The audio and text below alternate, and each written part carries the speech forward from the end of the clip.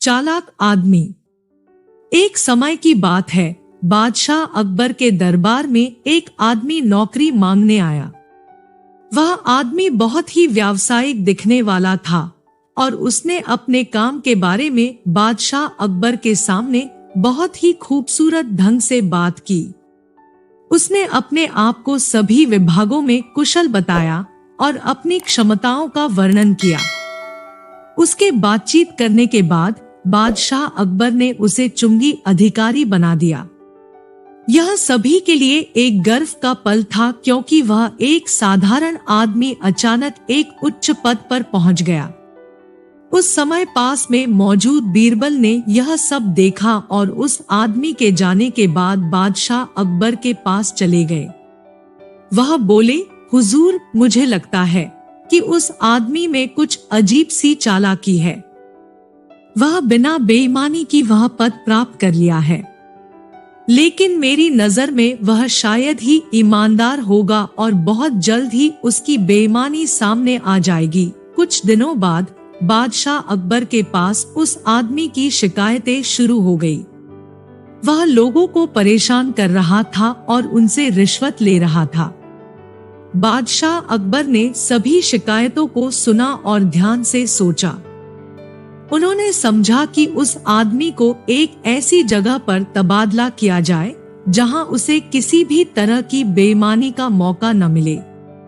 बादशाह अकबर ने तत्कालीन अधिकारी को आदेश दिया कि वह उस आदमी को घुड़सवार के मुंशी का काम सौंप दे।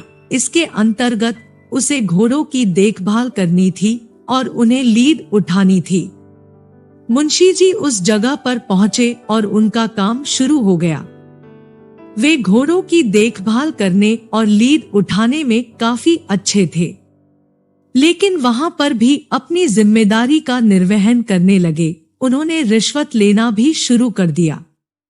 मुंशी जी ने घोड़ों की लीद उठाने वालों को बताया कि उन्हें लीद तौलने के लिए भेजा गया है और वे घोड़ों को थोड़ा कम खाना खिलाते हैं, इसलिए उनसे लीद तौलने के लिए पैसे मांग रहा है। उन्होंने कहा कि अगर तुम्हारी लीद तौल में कमी होती है तो मैं बादशाह अकबर को शिकायत कर दूंगा। इस तरह मुंशी जी हर घोड़े के हिसाब से 1 रुपया लेने लगे। जब बादशाह अकबर को यह पता चला तो उन्होंने बहुत सोच विचार करके फैसला लिया। उन्होंने तय किया कि इस समस्या का समाधान करने के लिए उसे दूसरे जगह पर तबादला कर दिया, जहां किसी भी तरह की बेईमानी का मौका नहीं मिलेगा। फिर उसे यमुना नदी के किनारे लहरों की गिनती का काम सौंपा गया, जहां रिश्वत या बेईमानी का कोई मौका नहीं था।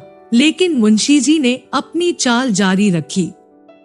उन्होंने नावों को रोकना शुरू कर दिया और घोषित किया, नाव रोको, हम लहरें गिन रहे हैं। इसके परिणाम स्वरूप नावों को 2-3 दिनों तक रुकना पड़ता था। नाव चालकों को यह परेशान करने लगा और वे मुंशी जी को रुपए देना शुरू कर दिए। जब बादशाह अकबर को यह खबर मिली तो उन्होंने तुरंत एक पत्र लिखकर आदेश दिया, नावों को रोको मत, जाने दो। जब उस पत्र को मुंशी जी ने पढ़ा तो उन्होंने उसमें थोड़ा सुधार कर टंगवा दिया, नावों को रोको मत, जाने दो, और वसूली करने लगे। बादशाह को इस कार्यवाही की जानकारी मिलने पर उन्होंने फौरन मुंशी जी को सार्वजनिक सेवा से निकाल दिया।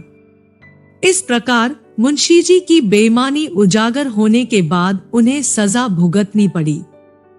इस कहानी से हमें यह सीख मिलती है कि हमें चालाक और भ्रष्ट अधिकारियों के खिलाफ सच्चाई और ईमानदारी की आवाज बुलंद रखनी चाहिए। इसके साथ ही जब हम सजातीय समाज में भ्रष्टाचार को नष्ट करने के लिए साथ मिलकर काम करें, तब हम सबको मिलकर कामयाबी मिलेगी।